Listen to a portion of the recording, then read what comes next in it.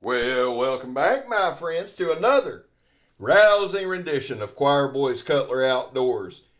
A Carnivora Glaive rendition, if you will. Before we get into it, guys, there was a time in this country where 22 veterans a day took their own lives. Now, stats are all over the place. Some studies you read, it's up, it's down. The number that we focus on is this. Anything over zero is simply unacceptable. Vets, we love you, and you have a place here. We back the blue over here. We support Leo, all to the chagrin of many. How do you do that, Scab? Well, we don't break the damn law. People don't understand what I'm saying there. Smarten up. Finally, if you are an addict, never quit quitting. So, this is the Glaive. It was come from Carnivora. The design house is Carnivora. The designers are Daniel Murray Lake, Don Moore Kramer, and Shaney, which is awesome because Shaney is also the builder, Shade Indonesia. So it's Carnivora / Shade project. Again, Daniel Murray Lake, Don Moore Kramer, and Shaney are the designers. My opinion, straight up, they hit a damn home run. There's the balance point there. This thing, now, if you're new to my channel, Carnivora, their goal is to make fantasy functional. I'm going to tell you, there's nothing fantasy about this. This is a straight up piece of badassery. That's it. Point blank, period. Highly functional. Here's what you're going to see in the video. A whole hell of a lot of cutting. You're not going to see fine task and all that. I'm sure there's guys out there who will feather stick, do it a lot better than I can do. What I'm good at doing is chopping. Now, you're going to see some varied hand grips. I'm going to do some two-hand. I'm going to drop back on the handle. Let me give you some specs, and that way we can progress with the video. This is the Glaive. I've given you the designers. It is made out of 80 CRV2, a slab of 80 CRV2. It's a 1/4 inch thick. The blade length is 12 5/8 inches. The cutting edge is 11 3/8 inches. The blade width is 2 5/8. It is a harpoon tip. The handle, this is big, 9 5/8 inches. The inner grip is 7 7/8 inches. Massive handle, but that's perfect. The handle thickness is 5/8. So it's good grip there. Not only is it long, it's thick and it's good in the hand. The handle width is anywhere from 1 1/8 inch to 1 5/8 inches. Now, here's the thing, man. This thing is just an absolute truck. That's what it is. It is a piece of equipment that works. It was designed for chopping. It was designed for cutting. And that's what we're going to do. Look at them bites, man. Look right here. And we're going to cut all kind of material. I'm at the studio. So let me address my dear tree-hugging friends. I'm at my studio. This is private property and this stuff has to come out. So what better way to do so than with the Glaive? There's not. I can go ahead and answer. It was a rhetorical question. There we are. Now, I showed you up front the sheath. It comes with a kick-ass leather sheath. You also see me piggybacking a small size fixed blade on there. Perfect for that. That's why Shaney adds those straps. I love that. What you're going to see throughout this video is this. About 11 minutes, about our typical stuff. We're going to process up a bunch of wood. I'm getting ready. Now, we're out at our outdoor studio, our campsite, etc.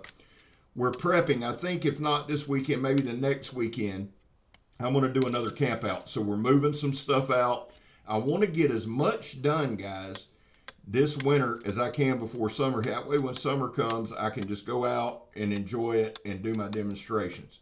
Right here, not only is this just a truck of a knife, it's very controllable. You've seen it right here. This particular demonstration right here, guys, it's probably 2.5, 3-inch diameter log. Watch how hard this thing hits. Now, I'm not cutting this for time. I'm not cutting this for speed. Look at the way the tool wraps and hits hard. I'm cutting it this way for this very reason right here. And then you can see that weight coming in behind it. Yes, it's sharp. You've seen that with our initial sharpness test. I also cut it that way because it makes it more conducive for batoning. Now, I had some dumbass ask me, well, you cut your green bug because it's going to dry out quick, dumbass. Thanks for asking. Now, moving on. What I wanted to show y'all again, guys, there's nothing really fantasy about this blade. This is just straight function. It gets it done. It chews up wood like a beaver, son. We just get it done right here. We're going to do a little vertical batoning. All right, watch the various hand grips here. I'm going to move it up, move it all over, drop back there.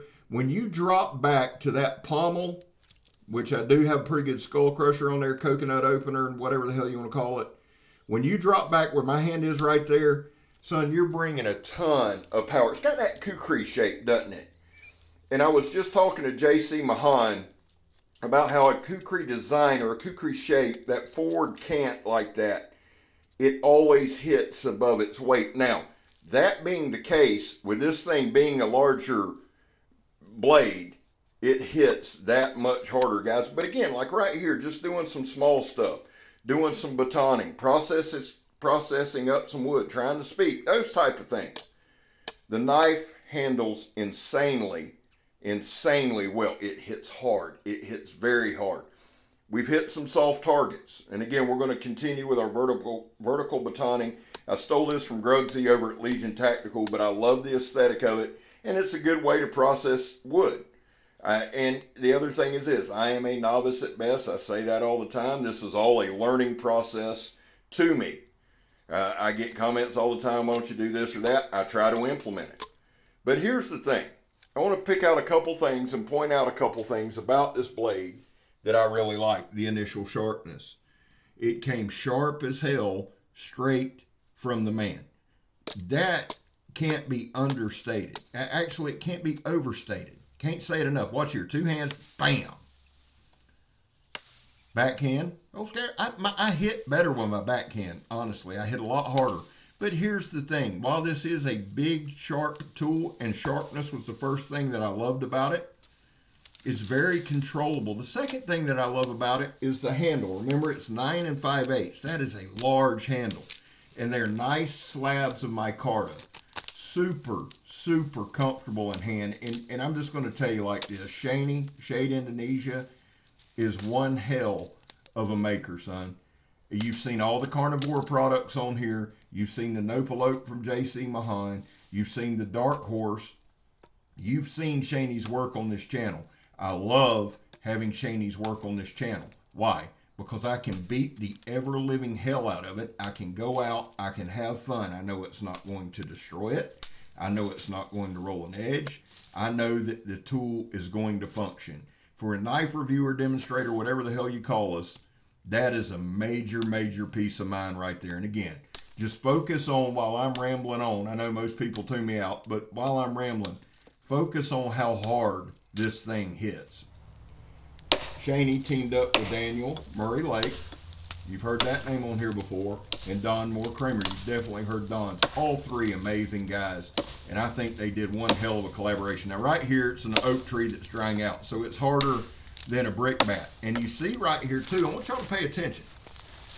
Yes, we're getting some chops. But look right there. I'm hitting it flat. I'm hitting it straight on.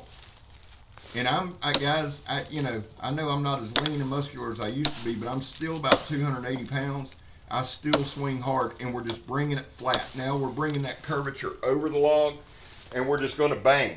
No chipping, no rolling, no edge damage. And even if there was slight, I don't think that would be expected on a piece of hard oak. Nothing. The edge held up so well, and I can't wait to show you the end of this video. In fact, I released a short last night. Go to my channel, just type in Glaive, where it wants you to look, and there'll be several shorts pop up with this thing, and you can see the sharpness. Now right here, I decided to add this towards the end. After we went through the oak, after we did a lot of chopping, this is just brush. But really, really pay attention to how well this thing transforms from a hatchet, kukri, axe type heavy hitting tool. How fast it transformed to a machete that's light, it's fast, it's sharp. Very, very comfortable in hand. We were out there for quite some time. It hits insanely hard, yet it's sharp and it's held its edge. I love the fit and finish. You never hear me say that. But the fit and finish on my Carnivora stuff is amazing. They're beautiful when they come in. They're highly functional. They hold that. They don't fall apart, right? They're easy to clean up. And again, guys, swing at either hand. I'm right-handed, right-hand dominant.